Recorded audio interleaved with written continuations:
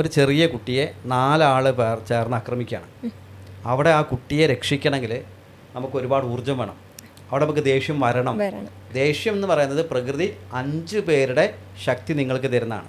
Don't take the decision for others. ഒരിക്കലും മറ്റുള്ളവർക്ക് വേണ്ടി തീരുമാനമെടുക്കരുത്. ഞാൻ സങ്കടപ്പെടണോ ഞാൻ ദേഷ്യപ്പെടണമെന്ന് ഞാൻ തീരുമാനിക്കണം. എൻ്റെ അനുവാദമില്ലാതെ എൻ്റെ വികാരങ്ങൾ മറ്റൊരാളെ മുകളിൽ പ്രകടിപ്പിക്കാൻ പറ്റരുത്. ആ സ്വാതന്ത്ര്യമാണ് ഇമോഷണൽ ലിറ്ററസി. നിങ്ങൾക്ക് എന്ന് തന്നെയാണ്. നിങ്ങൾ എന്ത് കിട്ടിയാലും പരാതിയാണ്. എനിക്ക് ഇത്രയൊക്കെ പറ്റൂ, എനിക്ക് 2 കൈയല്ലല്ലോ, വേണമെങ്കിൽ സ്വന്തം ഉണ്ടാക്കി തിന്നോളാം, എനിക്ക് ഇത്രേ പറ്റൂന്നായി. ഈവൻ നമ്മളെ കൊണ്ട് സമാജത്തിന് ഗുണം ഉണ്ടാവില്ല എന്നുള്ളതല്ല, ഞാൻ ഏറ്റവും സന്തോഷമായിരിക്കുക എന്നുള്ള നമ്മുടെ ഉദ്ദേശം. ഒരു സ്വന്തം ജീവിതത്തിൽ മാറ്റം ഉണ്ടാവുക, സ്വന്തം കുടുംബത്തിൽ മാറ്റം ഉണ്ടാവുക, അതിനുശേഷം സമൂഹത്തിൽ മാറ്റം ഉണ്ടാക്കുക എന്നുള്ളത്. നമസ്കാരം. സൈക്കോളജി ഫോർ ലൈഫ് പോഡ്കാസ്റ്റ് സീരീസിലേക്ക് സ്വാഗതം. ഇന്ന് നമ്മോടൊപ്പം ഉള്ളത് DSK അക്കാദമിയുടെ ചീഫ് സൈക്കോളജിസ്റ്റ് ആയിട്ടുള്ള ശ്രീനാഥ് കാര്യാട്ടാണ്. സർ നമസ്കാരം. എന്താണ് ഇമോഷൻ ലിറ്ററസി? നമ്മൾ ലിറ്ററസി എന്നുള്ള വാക്ക് നമുക്ക് വളരെ പരിചയമുണ്ട്. അതെ, ലിറ്ററസി എന്ന് പറഞ്ഞാൽ നമ്മൾ പണ്ടൊക്കെ സാക്ഷരത എന്നാണ് പറയും. വായിക്കാൻ അറിയാമെന്നുള്ളതാണ് സാക്ഷരത. കേരളം 100% സാക്ഷരത നേടിയ നാടാന്നൊക്കെ പറയാറുണ്ട്. അതിന് സാക്ഷരത എന്നാണ് പറയുക. പിന്നീട് നമ്മൾ കണ്ടത് ഏതാണ്ട് 2000 കാലഘട്ടത്തിൽ എല്ലാ അമ്മമാരും കമ്പ്യൂട്ടർ പഠിക്കാൻ പോകണം. കമ്പ്യൂട്ടർ സാക്ഷരത വേണം എന്ന് പറഞ്ഞിട്ട് മൗസ് എന്താണ്, കീബോർഡ് എന്താണെന്നൊക്കെ വല്യമ്മമാർ പഠിക്കുക എന്നുള്ളതൊക്കെയാണ്. ആദ്യം നമ്മൾ പറഞ്ഞ വല്യമ്മമാരാണ് അക്ഷരം പഠിക്കാൻ പോയത്. പിന്നെ വല്യമ്മമാർ ഈ കമ്പ്യൂട്ടർ പഠിക്കാൻ പോയി. പക്ഷേ അവിടെ കമ്പ്യൂട്ടർ സാക്ഷരതക്കാർക്ക് പ്രത്യേകിച്ചൊന്നും ചെയ്യാൻ പറ്റിയിട്ടുണ്ടായിരുന്നില്ല. ആ സമയത്താണ് കൊറോണ വന്നത്. കൊറോണ വന്നപ്പം ഈ 90 വയസ്സുള്ള വല്യമ്മയൊക്കെ സൂം ഉപയോഗിക്കാനൊക്കെ പഠിച്ചു. എല്ലാവർക്കും അറിയാം. അപ്പം സൂം എന്താണ്, മൗസ് എന്താണ്, കീബോർഡ് എന്താണെന്നൊക്കെ എല്ലാവർക്കും അറിയാം. ഇതേപോലെ ഒരു മനുഷ്യന് ഏറ്റവും ആവശ്യമുള്ള ഒരു സാക്ഷരതയാണ് വൈകാരിക സാക്ഷരത. ഒരു പക്ഷേ ലോകത്ത് ഏറ്റവും കൂടുതൽ വേണ്ടതും എവിടെയും ഇന്ന് കാണാത്തതുമായൊരു സാധനമാണ്. ശരിയായ സ്ഥലത്ത് ശരിയായ രീതിയിൽ എങ്ങനെയാണ് നമ്മൾ വികാരങ്ങൾ പ്രകടിപ്പിക്കേണ്ടത് എന്നുള്ളതാണ് വൈകാരിക സാക്ഷരത. ഇന്ന് 99% ആൾക്കാർക്കും വൈകാരിക സാക്ഷരത ഇല്ല. ശരിയായ സ്ഥലത്ത് ശരിയായ വികാരങ്ങൾ പ്രകടിപ്പിക്കുക എന്നുള്ളതാണ് വൈകാരിക സാക്ഷരത അല്ലെങ്കിൽ ഇമോഷണൽ ലിറ്ററസി എന്ന് പറയുന്ന വാക്കുകൊണ്ട് ഉദ്ദേശിക്കുന്നത്. സർ, ഇന്നത്തെ തലമുറയിൽ കണ്ടുവരുന്ന ഒരു പ്രധാന കാര്യമാണ് എന്ത് പറഞ്ഞാലും അപ്പോൾ ദേഷ്യപ്പെടുകയാണ് അവർക്ക്. അതിനെക്കുറിച്ച് എന്താണ് സാറിന് പറയാൻ? നേരത്തെ ഞാൻ പറഞ്ഞു, ഇമോഷണൽ ലിറ്ററസി ശരിയായ സ്ഥലത്ത് ശരിയായ വികാരങ്ങൾ പ്രകടിപ്പിക്കുക എന്നുള്ള. അടിസ്ഥാനപരമായി നമ്മൾക്ക് 4 വികാരങ്ങളാണുള്ളത്: സന്തോഷം, സങ്കടം, ദേഷ്യം, ഭയം. ഇതിൽ സന്തോഷം എന്നുള്ളൊരു വികാരമല്ല, മനുഷ്യൻ്റെ സ്ഥായിയായ ഭാവമാണ്. ഒരാൾ വെറുതെ ഇരിക്കുമ്പോൾ അയാൾക്ക് വേണ്ടത് സന്തോഷമാണ്. ബാക്കി 3 എണ്ണമാണ് വികാരങ്ങൾ: സങ്കടം, ഭയം, ദേഷ്യം. ഈ 3 എണ്ണം പ്രകൃതി നമ്മൾക്ക് തന്ന അനുഗ്രഹങ്ങളായിരുന്നു. ശരിയായ സ്ഥലത്ത് ഇത് പ്രകടിപ്പിക്കുകയാണെങ്കിൽ നല്ലതായിരുന്നു. നമ്മൾ പലപ്പോഴും അസ്ഥാനത്താണ് ഇത് പ്രകടിപ്പിക്കുന്നത്. അപ്പോൾ ഞാൻ വിചാരിച്ചതുപോലെ ഒരാൾ പെരുമാറിയിട്ടില്ല. അങ്ങനെയാണെങ്കിൽ എനിക്ക് വരേണ്ട വികാരം ശരിക്കും സങ്കടമാണ്. ഞാൻ അവരോട് പറയേണ്ടത് ഞാൻ വിചാരിച്ചോളാം, അല്ലെങ്കിൽ നിങ്ങൾ അങ്ങനെ പെരുമാറിയതിൽ എനിക്ക് വിഷമം ഉണ്ടായി എന്നാണ് പറയേണ്ടത്.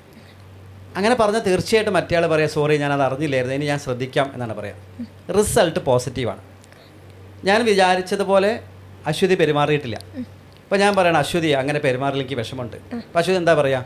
സോറി, ഇനി അങ്ങനെ ചെയ്യില്ല. നേരെ മറിച്ച് അശ്വതി പെരുമാറി ഇഷ്ടപ്പെട്ടില്ല, ഞാൻ വിചാരിച്ചൊന്നും പോലല്ല, അപ്പോൾ ഞാൻ ഉടനെ ദേഷ്യപ്പെടുകയാണ്.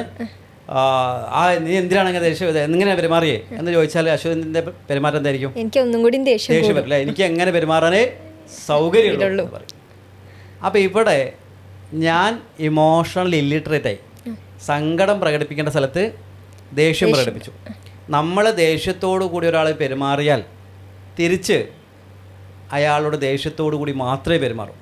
നിങ്ങൾ ദേഷ്യത്തോടു കൂടി ഒരാളോടൊരു ചോദ്യം ചോദിച്ചിട്ട് അയാൾ സമാധാനപരമായി ഉത്തരം പറയുകയാണെങ്കിൽ 2 കാരണമേ ഉള്ളൂ. ഒന്ന് നോക്കില്ല, അയാൾക്ക് ഭ്രാന്തായിരിക്കും, അല്ലെങ്കിൽ അയാൾ നമ്മുടെ ഇമോഷണൽ ലിറ്ററസിൻ്റെ ക്ലാസ് അറ്റൻഡ് ചെയ്തിട്ടുണ്ട്. ഇതല്ലാതെ ഒരു സാധ്യതയില്ല, അയാൾ ഇമോഷണൽ ലിറ്ററേറ്റ് ആയിരിക്കും. ഇന്ന് നമ്മളെങ്ങനെ പെരുമാറണം തീരുമാനിക്കുന്നത് നമ്മളല്ല, ചുറ്റുപാടുകളാണ്. നമ്മളെ റിമോട്ട് മറ്റുള്ളവരുടെ കയ്യിലാണ്. ഞാൻ ദേഷ്യം പിടിക്കണം തീരുമാനിക്കുന്നത് നാട്ടുകാരാണ്. അശ്വതിനെ സങ്കടപ്പെടുത്താനും ദേഷ്യം പിടിപ്പിക്കാനും വളരെ എളുപ്പമാണ്. എന്തെങ്കിലും ചോദ്യം ചോദിച്ചാൽ മതി അല്ലേ? സങ്കടപ്പെടുത്താൻ എന്തെങ്കിലും ചോദിച്ചാൽ ഉടനെ സങ്കടപ്പെടും, ദേഷ്യം പിടിപ്പിക്കണം എന്തെങ്കിലും ചോദിച്ചാൽ ഉടനെ ദേഷ്യപ്പെടും. അതെ. അങ്ങനെയാണോ വേണ്ടത്? നമ്മളുടെ വികാരങ്ങൾ നാട്ടുകാരാണോ തീരുമാനിക്കുന്നത്? അല്ല. ഇപ്പം നമ്മളൊരു 450 റിമോട്ട് കൺട്രോൾ വാങ്ങി എല്ലാവരിലേയും കൊടുത്ത് ഓരിങ്ങനെ നിയന്ത്രിച്ചുകൊണ്ടിരിക്കാൻ പറ്റും. മിനിമം നമ്മളുടെ വികാരത്തിൻ്റെ റിമോട്ട് അത് എൻ്റെ കയ്യിലായിരിക്കണം. ആരെങ്ങനെ പെരുമാറിയാലും ഞാൻ സങ്കടപ്പെടണോ ഞാൻ ദേഷ്യപ്പെടണമെന്ന് ഞാൻ തീരുമാനിക്കണം. എൻ്റെ അനുവാദമില്ലാതെ എൻ്റെ വികാരങ്ങൾ മറ്റൊരാളെ മുകളിൽ പ്രകടിപ്പിക്കാൻ പറ്റരുത്. ആ സ്വാതന്ത്ര്യമാണ് ഇമോഷണൽ ലിറ്ററസി. ഇന്ന് പലർക്കും ഇതില്ലാത്തതുകൊണ്ടാണ് പെട്ടെന്ന് ദേഷ്യം പിടിക്കുന്നത്. ടെമ്പറാവുക എന്നാ പറയുന്നത്. എന്തെങ്കിലും അത് കേൾക്കുമ്പോഴേക്ക് നമ്മൾ ദേഷ്യം പിടിക്കുക.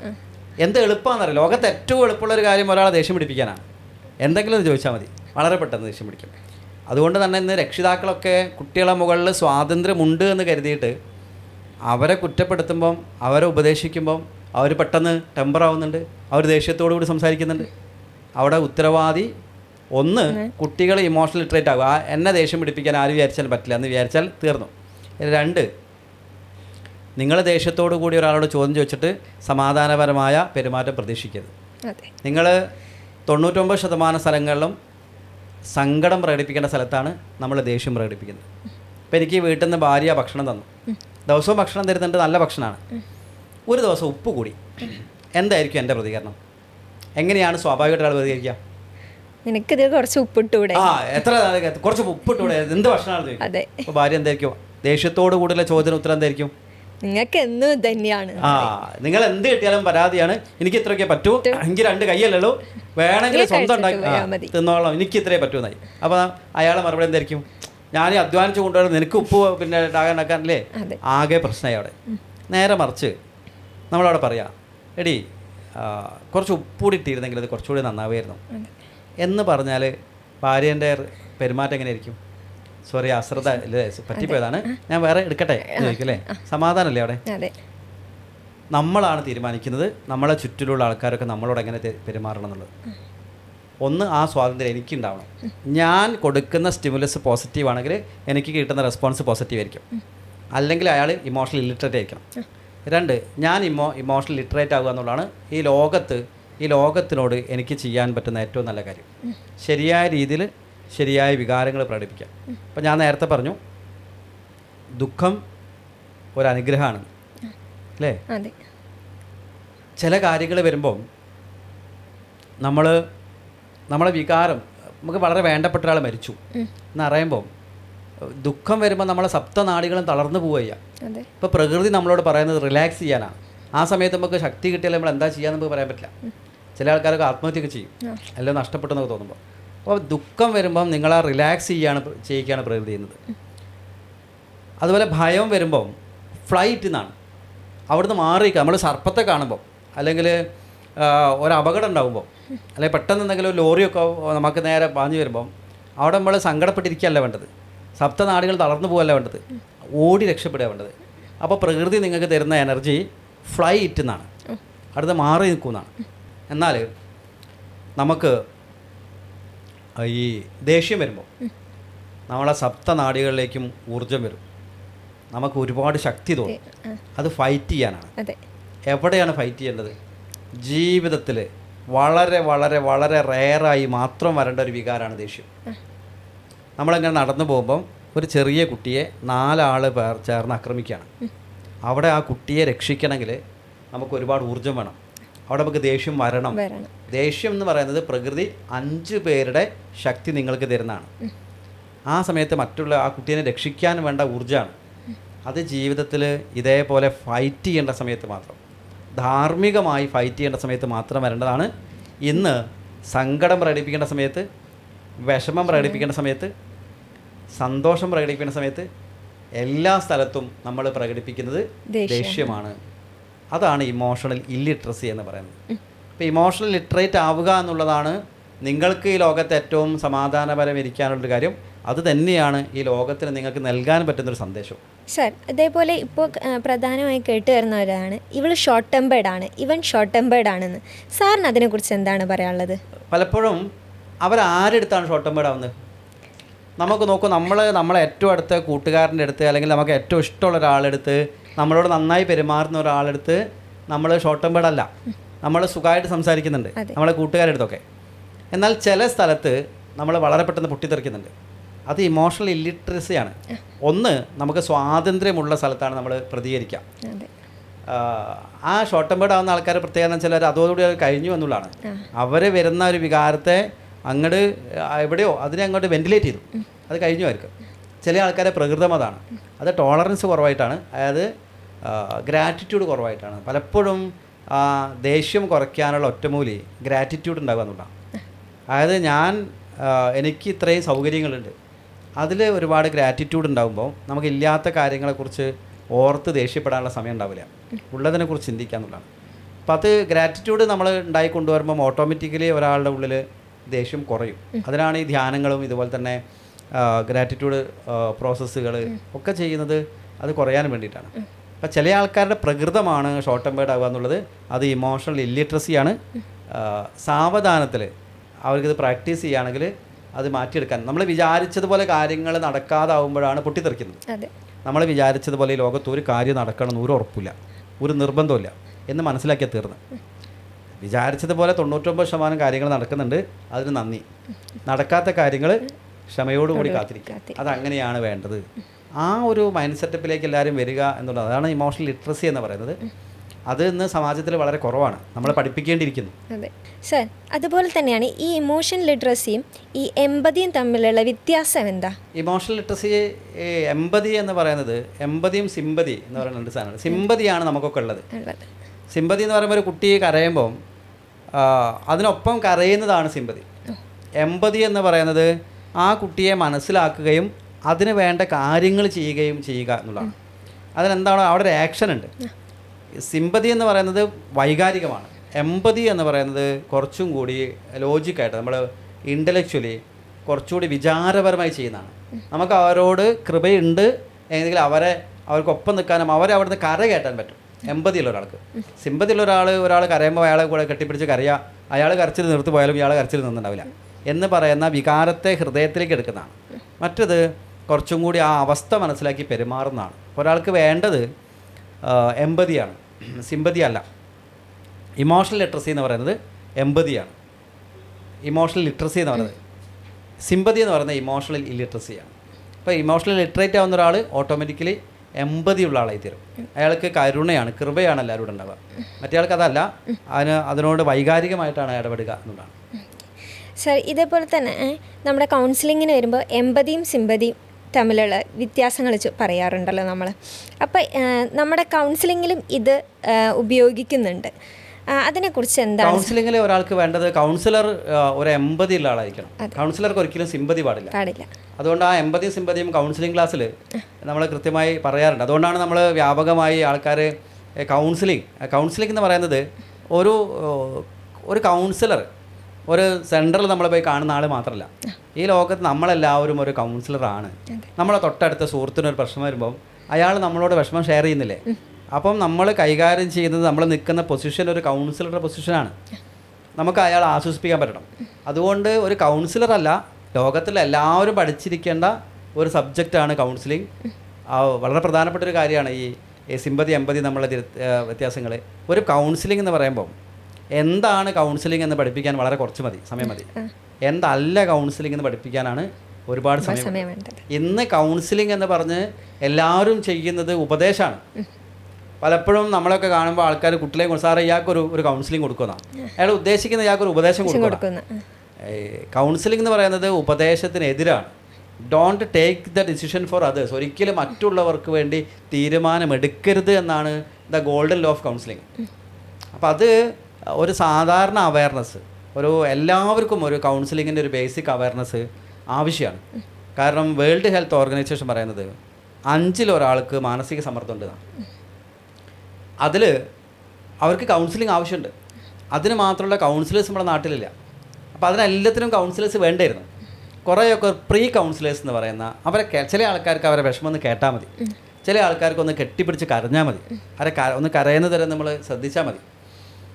അങ്ങനെ തീരുന്ന പ്രശ്നങ്ങൾ അതിന് പോലും ഇന്ന് ആൾക്കാരില്ല. വിശ്വസിച്ച് പറയാൻ പറ്റുന്ന കാതുകളില്ല.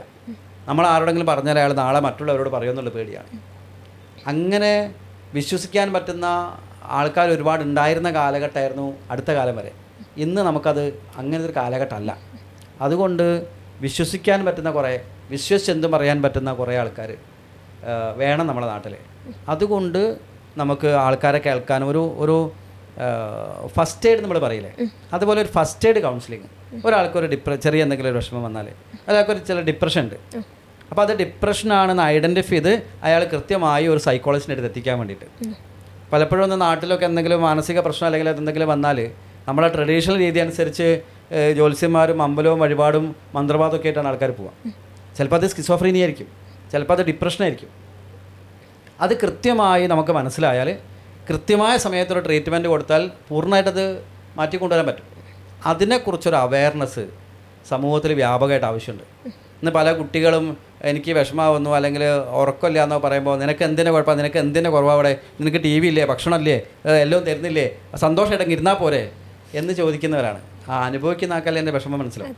അപ്പോൾ അത് ആ പറയുന്ന ആളുടെ ഇൻറ്റൻസിറ്റിയിൽ അത് കേട്ട് മനസ്സിലാക്കാനും അവരെ ഒന്ന് ഹെൽപ്പ് ചെയ്യാനും ചേർന്ന് നിൽക്കാനും വേണ്ടി വന്നാൽ അവരൊരു നല്ല സൈക്കോളജിസ്റ്റിൻ്റെ അടുത്ത് എത്തിക്കാനും ഒരുപാട് പേര് ആവശ്യമുണ്ട്.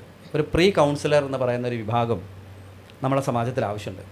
അപ്പോൾ ആ വിഭാഗത്തെ ഉണ്ടാക്കിയെടുക്കുക എന്നുള്ളതാണ് സത്യത്തിൽ നമ്മുടെ അക്കാഡമി ഇപ്പോൾ ഏറ്റെടുത്തിരിക്കുന്ന വലിയ ഒരു മിഷൻ. കാരണം സമൂഹത്തിൽ കൗൺസിലിംഗ് ആവശ്യമുള്ള, അപ്പോൾ ഒരു കുടുംബ പ്രശ്നമുണ്ട്, അവിടെ കൃത്യമായി പലപ്പോഴും ചെറിയ കുടുംബ പ്രശ്നമായിരിക്കും, ആരെങ്കിലും പോയി ഇടപെട്ടിട്ടാണ് വലിയ പ്രശ്നമാക്കുക. കുട്ടിക്ക് ചെറിയ പ്രശ്നമായിരിക്കും, ആരെങ്കിലും ഇടപെട്ടിട്ടാണ് വലിയ പ്രശ്നമാക്കുക. അപ്പോൾ ഇടപെടുന്ന ആൾക്കാരുടെ ഒരു അറിവില്ലായ്മ വലിയ അപകടം ഉണ്ടാക്കുന്നുണ്ട്. അപ്പോൾ എല്ലാവർക്കും ഒരു അവയർനെസ് കൊടുക്കുക എന്നുള്ളതാണ് നമ്മളൊരു മിഷനായിട്ട് ഏറ്റെടുത്ത്. എല്ലാവർക്കും മാനസികാരോഗ്യം ഉണ്ടാവണം. ശാരീരിക ആരോഗ്യത്തെ പോലെ തന്നെ പ്രധാനമാണ് മാനസികാരോഗ്യം.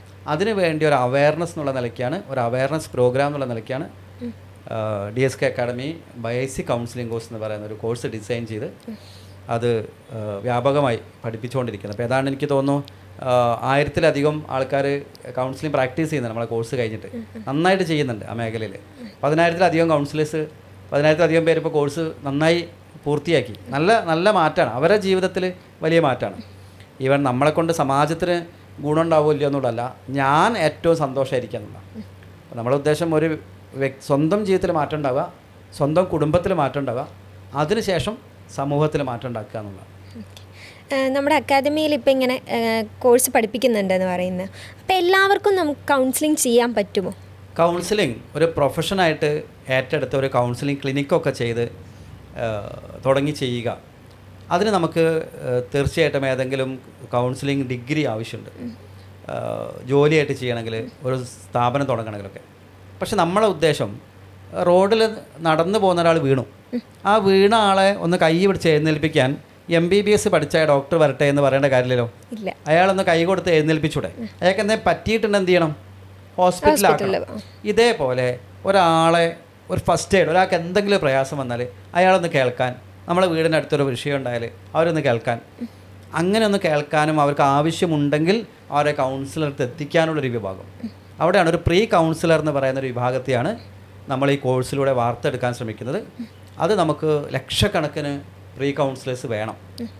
അവർക്ക് വേണമെങ്കിൽ ഡിഗ്രി ഉള്ളവരാണെങ്കിൽ കോൺഫിഡൻസോട് കൂടി കൗൺസിൽ ചെയ്യാം.